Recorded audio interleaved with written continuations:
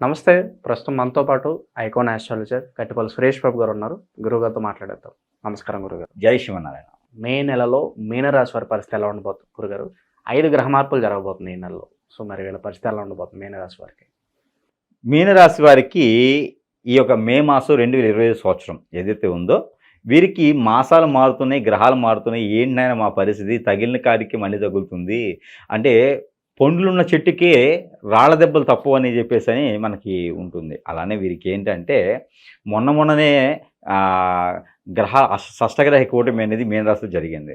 మళ్ళీ కూడా మాసాలు పూతలేవు అనేది మళ్ళీ ఈ మాసంలో మళ్ళీ మారుతున్నాయి గ్రహాలు. ఏంటిది ఇది, అన్ని మీనరాశి వారి మీద కూర్చోవాలా, అన్ని గ్రహాలు ఇక్కడే రావాలా అని చెప్పేటువంటి దాంట్లో ఉన్నారు. కాకపోతే ఏంటంటే మీనరాశి వారికి ముఖ్యంగా నేను చెప్పాలనుకునేది ఏంటంటే ఈ మాసంలో అన్ని రకాల గ్రహాలు మారినప్పటికీ గ్రహ శోభ అనేది వీరికి అద్భుతమైనటువంటి ప్రతిఫలాలు ఇస్తుంది. అందరూ కూడా భయపడుతున్నారు.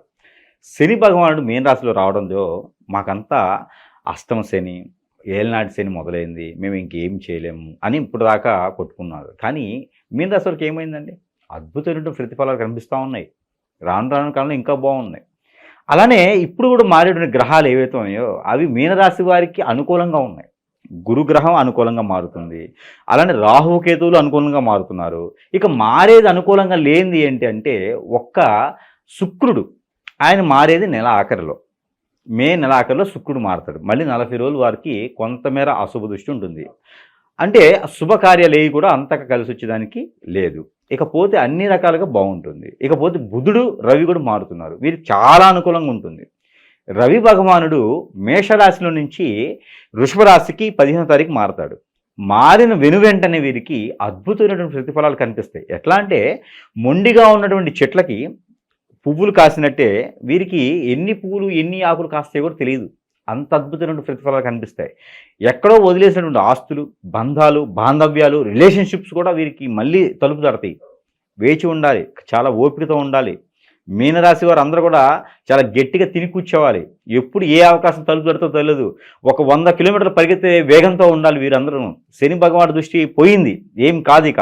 అందుకని అన్ని రకాల గ్రహాలు కూడా వీరికి చాలా అనుకూలంగా ఉన్నాయి. కాబట్టి వీరు దాన్ని కొత్తగా వ్యాపారాలు మొదలుపెట్టాలనుకుంటే కనుక పంట పొలాలు, రైతులుగా పొలాలు తీసుకొని కౌలుకైనా ఓనుకైనా తీసుకొని పంటలు పండించేటువంటి దాంట్లో పత్తి, మిరప, పచ్చగా ఉన్నటువంటి పంటలు, అంటే ప్రతిదీ గడ్డి కూడా పచ్చగానే ఉంటుంది అనుకోవచ్చు. అయితే వీరికి మామిడి, జామ ఇలాంటి పంటలు వీరికి చాలా అనుకూలంగా అయితే కనపడుతూ ఉన్నాయి. రాహు సంబంధించి బాగుంది కాబట్టి వీరికి సపోటా లాంటిది, దానిమ్మ లాంటి పంటలు కూడా వీరికి అద్భుతంగా ఫలిస్తాయి. డ్రాగన్ ఫ్రూట్స్ ఇలాంటివన్నీ కూడా వీరికి చాలా అద్భుతంగా ఉంటాయని చెప్పొచ్చు. అయితే వీరికి మునగ, కరివేపాకు, అలానే ఈ బనానాస్ ఇవి కూడా వీరికి చాలా అద్భుతంగా పంటలు అనేది బాగుంటాయి. ఈ పంట భూములు తీసుకోవచ్చు. అలానే రియల్ ఎస్టేట్ రంగంలో వీరికి అద్భుతమైన ప్రతిఫలాలు కనిపిస్తాయి. ఇప్పటివరకు లాస్ అయినటువంటి రియల్ ఎస్టేట్లో ఉన్నటువంటి వారు ఎవరైతే మీనరాశిలో ఉన్నారో వీరికి మళ్ళీ మొదలైంది అనుకోవచ్చు. దిశలు అన్నీ అనుకూలంగా మారిపోతున్నాయి. అందుకని వీరు రియల్ ఎస్టేట్లో రంగాల్లో కూడా రాణించేదానికి ఆస్కారం ఉంది. కాకపోతే ఈ మే మాసంలో 12వ తారీఖున మనకి బుధ పౌర్ణమి ఉంది. ఈ బుధ పౌర్ణమి రోజున వీరేదన్నా చంద్ర భగవానికి సంబంధించినటువంటి హోమం, జపం లేదా పూజ లేదా నవగ్రహాలకి 11 సార్లు ప్రదక్షిణ చేసి బియ్యం 1 కిలోంపావు, రావి దానం, రావి తీగ కానీ ఇది నాణ్యం కానీ, అలానే సిల్వర్ కాయిన్ ఏదన్నా దానం చేయడం. ఆ దానం చేసిన రోజున పంతులు గారికి కాలికి నమస్కారం చేయకూడదు. ఆ పంతులు గారు లేని సమక్షంలో నవగ్రహాలకి దానం చేసుకోవడం మంచిది. లేదా మినిమం ఒక ముగ్గురికి అన్నం దానం చేయడం ద్వారా, భోజనం దానం చేయడం ద్వారా వీరికి మంచి జరుగుతుంది. దీనికి ఎందుకు ఈ రెమెడీ అంటే ఆర్థిక స్థితిగతుల్లో నుంచి మెరుగుపడటానికి, వీరు ఏ స్థితిగతుల్లోనైనా ముందుకు రావడానికి.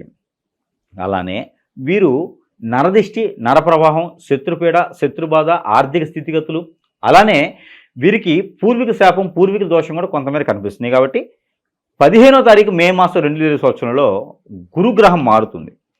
మారిన మినుమటే 15వ తారీఖు నుంచి మనకి పుష్కరాలు ఆరంభమవుతూ ఉన్నాయి. సరస్వతి నది పుష్కరాలు అనేది మనకి మే మాసంలో వస్తున్నాయి 2020 సంవత్సరంలో. ఈ పుష్కరాల కాలంలో వీరందరూ కూడా పుణ్యస్నానాలు ఆచరించాలి. పుణ్యస్నానాలు ఆచరించడంతో వీరికి మంచి ప్రతిఫలం, ఆ గ్రహాల నుంచి సౌలభ్యం, అలానే పితృల శాపాలు కూడా వెళ్ళిపోతాయి. ఇంతకు ముందున వీరు కుంభమేళాల్లో కానీ పండగ సందర్భంలో కానీ పెద్దలకు చేసి ఉంటే సరే లేకుంటే కనుక ఆ పుణ్య కార్యక్రమంలో కూడా ఇక్కడ ఈ ఒక వీరు స్నానం ఆచరించే దగ్గర చేయొచ్చు. దాని ద్వారా వీరికి మంచి జరుగుతుంది. పెళ్లి సంబంధాలు అయితే కుదురుతాయి. పెళ్ళిళ్ళు అయితే శుక్ర దోషం ఉంది వీరికి కొంచెం. అంటే వీరికి శుక్రుడు చాలా అందుబాటులో ఉన్నాడు. వీరికి గ్రహారీత్యా కూడా శుక్రుడు భగవానుడు అంత బాగాలేదు కాబట్టి భార్యాభర్తలు పెళ్ళై ఉంటే వారు కొంచెం జాగ్రత్తగా ఉండాలి. చిన్న ఇష్యూస్కి పెద్ద గొడవలు అవుతాయి. ఈ యొక్క మే మాసం మొత్తం కూడా జాగ్రత్తగా ఉండడం మంచిది, లేదా వేరే వాళ్ళ చేతికి వెళ్ళిపోతారు. అందుకని మధ్యవర్తిగా భార్యాభర్త మధ్యన ఎవరు వెళ్ళకండి, ఎవరు వెళ్ళకూడదు, ఎవరిని రమ్మనకూడదు. అందుకని గొడవలున్న వీరే కూర్చొని మాట్లాడుకోవాలి.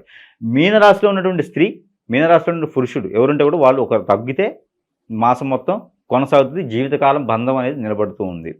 అందుకని పిల్లలు పుట్టి ఉంటే ఇబ్బంది పడకుండా ఉంటారు. ఇకపోతే పిల్లలు పుట్టినటువంటి వారు ఎవరైనా ఉంటే, పెళ్ళి అయ్యి పిల్లలు పుట్టలేదు అనుకుంటే కనుక వారికి కూడా రెమెడీ, ఈ బుద్ధ భగవానుని యొక్క పౌర్ణమి ఏదైతే ఉందో బుద్ధ పౌర్ణమి రోజున వీరు చేయవలసినటువంటి పని చెరుకు రసం, దానిమ్మ రసం, అలానే దాంట్లో కొంచెం జీడిపప్పు వేసేసి వీరు మిక్సీ పట్టుకొని దాంట్లో కండ చక్కెర వేసుకొని ఆ ఒక మిశ్రమాన్ని, ఆ ఒక జ్యూస్ని ఉదయించేటువంటి సూర్యకిరణాలకి చూపించి, ఉదయించే చంద్రకిరణాలకి సాయం సంధ్యవేళలో చూపించి అవి వీరు భార్యాభర్తలు స్వీకరించినట్టయితే కనుక, సేవించినట్టయితే కనుక వారికి రానున్నటువంటి కాలంలో పిల్లలు పుట్టేందుకు కూడా అవకాశం కనిపిస్తూ ఉంది. ఇకపోతే నవగ్రహాలకి దోషాలన్నీ కూడా స్నానం ఆచరించడం ద్వారా వెళ్ళిపోతాయి.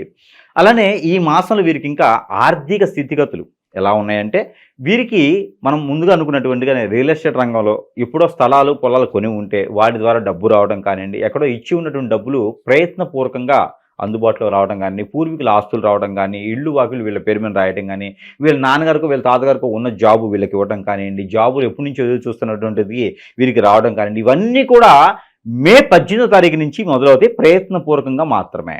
ఇంకొకటి, జాబులో వెసులుబాట్లు కానివ్వండి, జాబులో ప్రమోషన్స్ కానివ్వండి, విదేశానికి వెళ్ళాలనుకున్న వారు, అలానే చదువుకోవడానికి ఇన్స్టిట్యూట్స్లో కానీ విదేశాలకు కానీ వెళ్ళేసి యూనివర్సిటీ చదువుకోవాలనుకున్న వారు చిన్న పరిహారం చేసుకోవాలి.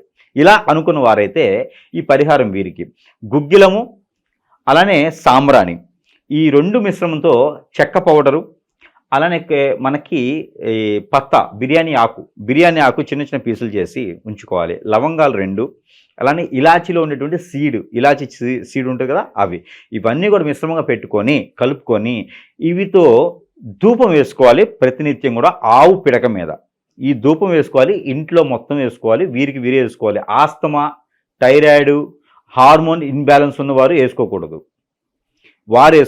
వారికి బాడీకి వెనక చిన్నగా వేసుకుంటే సరిపోతుంది. ముందు పక్క వేసుకోవాలంటే ఎలాంటి ప్రాబ్లమ్స్ లేనివారు, ఆరోగ్య సమస్యలు అంతా బాగున్నవారు మాత్రమే ఈ పొగ వేసుకోవాలి. వేసుకోమని చెప్పి 1 కిలో తీసుకొచ్చి దాంట్లో కూర్చొని అవసరం లేదు. జస్ట్ పొగ వేస్తాం కదా ఇంటికి, దాంట్లో మనం కూడా కొంచెం తీసుకుంటే సరిపోతుంది. ఆరోగ్య సమస్యలు ఉన్నవారైతే వేసుకునే అవసరం లేదు. ఈ పొగ వేసుకోవడం ద్వారా వారిలో ఉన్నటువంటి రుమ్మతులన్నీ కూడా తొలగిపోయేసి మనం అనుకున్నటువంటి అన్ని పనుల్లోకి ముందుకు వెళ్ళేదానికి ఉంటుంది. కాబట్టి చివరగా ఈ మీనరాశి వారికి అన్ని రకాల అద్భుతాలుగా అయితే బాగున్నాయి. ముఖ్యంగా ప్రతినిత్యం కూడా వీరు జనరల్గా అంటే ఓవరాల్గా అన్ని రకాలుగా బాగుండాలి, అన్ని రంగాల్లో బాగుండాలి అనుకునేటువంటి వారు మీనరాశి వారు ఉంటే వారు ప్రతిరోజు కూడా చేయవలసినటువంటి రెమెడీ, ప్రతిరోజు కూడా నాగపడిగల దగ్గర కానీ, లేదా సుబ్రహ్మణ్య స్వామి దగ్గర కానీ, పుట్ట దగ్గర కానీ, మానసదేవి అమ్మవారి దగ్గర కానీ, సుబ్రహ్మణ్య స్వామి దగ్గర కానీ, లేదా కుమారస్వామి అయ్యప్ప స్వామి దగ్గర కానీ ప్రతిరోజు లేదా ప్రతి బుధవారం రోజున, కుదిరితే ప్రతిరోజు లేదా ప్రతి బుధవారం రోజున వీరు చక్కెర పొంగలి దానం చేయటం, లేదంటే కనుక గోధుమ రవ్వ, బాంబే రవ్వ, దాంట్లో బెల్లం వేసి ఇవ్వండి, అది నైవేద్యం స్వామివారికి పెట్టి భక్తులకి పంచడం ద్వారా వీరికి అన్ని రకాల రుమ్మతులే కాకుండా నాగదోషం, కాలసర్పదోషం, కుజదోషం కూడా కొంతమేర తొలగిపోయేదానికి కూడా ఆస్కారం ఉంటుంది. ఇది ప్రతిరోజు చేయొచ్చు, కుదరని పక్షాన బుధవారం ఇది చేసుకోవచ్చు. దీని ద్వారా నాగదోషాలు పోతాయి. ఇకపోతే 9 పోగులు వేసినటువంటి దారం, 9 పోగులు, మనం ఎంతైతే హైట్ ఉన్నామో అంత హైట్ 9 పోగులు పోసుకోవాలి. ఈ దారానికి పసుపు రాయాలి. ఈ దారం తీసుకెళ్ళి వేప చెట్టుకు కానీ రావి చెట్టు చుట్టూ కానీ కట్టేసి అదే రోజున ఒక 3 చెమ్ములు నీళ్లు తీసుకెళ్ళి ఆ పాదిలో పోయాలి. ఇది వచ్చేసి గురువారం రోజు చేయాలి, 1 వారం చేస్తే సరిపోతుంది. దీని ద్వారా వారికి బాలారిష రోగాలు, మైండ్ బాగా పనిచేయని వారు, చెడు దృష్టి వీరి మీద ఉన్నవారు, అలానే బ్లాక్ మ్యాజిక్ హిప్నటిజం చేయించి ఇబ్బంది పడేటువంటి వారు, stomach pain, blood related problems ఉన్నవారు ఈ పని చేయవచ్చు. ఇది చేయడం ద్వారా ఖచ్చితంగా వీరికి మునుముందు కాలంలో ఈ దోషాలన్నీ కూడా తొలగిపోయేలా ఉంటుంది. అంటే ఈ మాసం మొత్తం కూడా ఈ పరిహారాలు చేసుకోవచ్చు. ఇకపోతే మీనరాశి వారికి కలిసి వచ్చేటువంటి కలర్ వైట్, వైలెట్, అలానే పొగ అంటారు కదా, మనకి మంచు కలర్, పొగ కలర్ ఉంటుంది కదా, ఆ కలర్ కూడా వీరికి అద్భుతంగా కలిసి వస్తుంది ఈ మాసం మొత్తం కూడా. ఇకపోతే నెంబర్ 4, 6, 9 ఈ 3 నెంబర్లు వీరికి అద్భుతం కలిసి వస్తుంది మాసం మొత్తం కూడాను. ఇకపోతే వీరికి వారం సోమవారం, గురువారం ఈ 2 వారాలు వీరికి అద్భుతంగా కలిసి వస్తాయి. ఇకపోతే వీరికి రెమెడీస్ కూడా చెప్పాం కాబట్టి ఈ గ్రహాల నుంచి సానుకూలంగా ఉండేందుకు నెంబర్, ఈ నెంబర్ మీనరాశి వారు ప్రతిరోజు పారాయణం చేసుకోవాలి. 4297-734 4297-734 ఈ నెంబర్ని 122 సార్లు పారాయణం చేసుకున్నట్టయితే ఖచ్చితంగా దోషాలన్నీ పటాపంచలవుతాయి. ఇది ఎలా చేయాలి? చేతిలో పాలు, తేనె కానీ, కుంకుమ పువ్వు కానీ, లేదా నిమ్మరసం కానీ, లేకపోతే షుగర్, పటికి బెల్లం వేసుకుంటే ఇంకా మంచిది. కిస్మిస్ మనం మిక్సీ పట్టాలి. ఆ మిక్సీ పట్టినటువంటి మిశ్రమం, ఖర్జూర ఇవన్నీ కూడా పాలలో వేయచ్చు. ఇందులో ఏదైనా ఒకటి వేయచ్చు. పాలలో వేసి ఈ నెంబర్ని పారాయణం చేసుకొని అది భుజించినట్లయితే, అంటే ఆ పాలు సేవించినట్టయితే వీరిలో ఉన్నటువంటి గ్రహరీత్య దోషాలన్నీ కూడా ఖచ్చితంగా పటాపంచలవుతాయి. ప్రతి మాసంలో లాగానే కాకుండా ఈ మే మాసం మీనరాశి వారికి ప్రత్యేకం, బాగా కలిసి వస్తుంది. ఈ చిన్న చిన్న పరిహారాలు చేసుకొని, పెట్టుబడి తక్కువ పరిహారాలు చేసుకొని ఈ మీనరాశి వారు కూడా ఈ యొక్క దశాబ్ద కాలానికి నిలబడేలాగా ఈ మాసంలో ఏదైనా మొదలు పెట్టుకొని ముందుకి కొనసాగాలని నేను కోరుకుంటా ఉన్నాను. ఈ మే మాసం మీనరాశి వారికి అద్భుతంగా ప్రతిఫలాన్ని ఇస్తుంది కాబట్టి ఎవరు కూడా అలాగా మనకి చేజార్చుకోకండి. చిన్న చిన్న పరిహారాలు చేసుకుని అదృష్టవంతుల వాడిని నేను కోరుకుంటా ఉన్నాను. జై శ్రీమన్నారాయణ.